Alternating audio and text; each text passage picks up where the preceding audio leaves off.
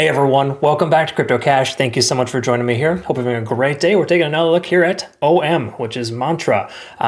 Hopefully you have a good mantra after you got dumped on, because nobody truly knows what's going on here. We're not here for fundamentals. I want to look at some technicals and just kind of give you some perspective on how you're supposed to analyze the charts when it comes to massive pumps or dumps. I've seen these quite a lot over the last 5-10 years of trading crypto, and I can tell you in that time frame there is a certain thing that you want to avoid and something you want to do here too. So stick around. I can assure you it'll be worth your while. If you're new to the channel, welcome aboard. Appreciate you watching. We got some traders doing very well with this coin right now, so congrats on that.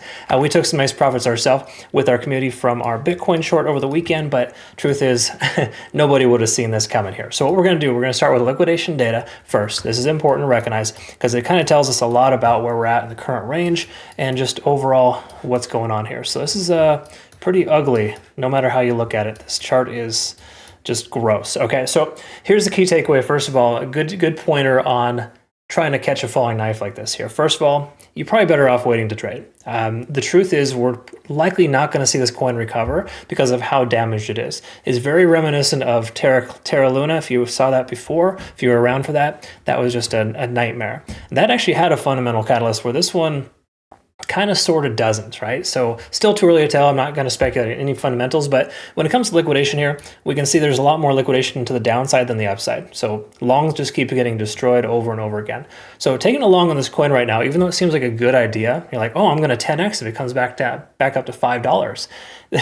You're more likely to lose that because of just how manipulated the coin is now, okay?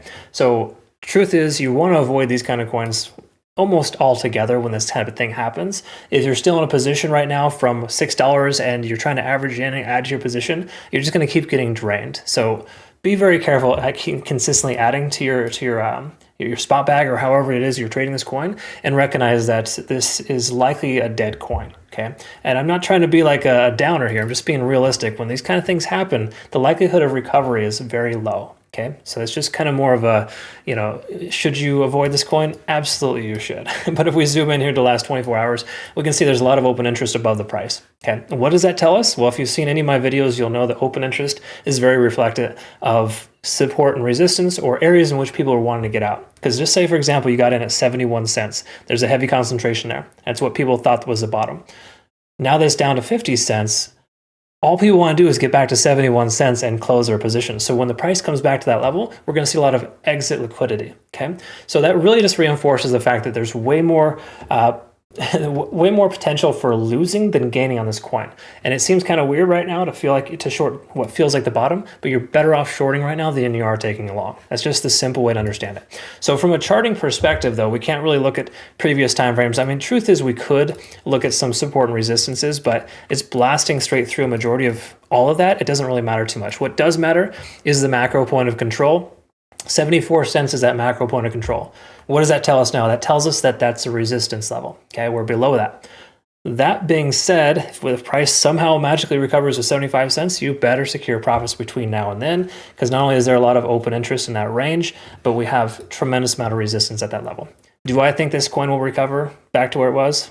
Definitely not. No, you're better off not touching this coin with a 10-foot pole. But if you're stuck in a position, consistently adding to your position is a very bad idea. Okay, it's easy to say now, obviously, because the price keeps pulling back. But generally speaking, when this kind of thing happens, you'd be surprised. Shorting the bottom actually works in situations like this. So just recommend avoiding it altogether.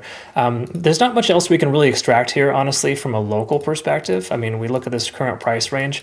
You're going to see all sorts of analysts trying to tell you some magical thing about a hidden bullish divergence. This is just garbage. You don't trade it. That's the easy way to do it. If you insist on trading, you're stuck in a position, you get lucky and the price comes back up to 70 cents, 75 cents, you better get out of it, because I think it's just going to be, this coin is going to probably continue down to zero based on how manipulated it is.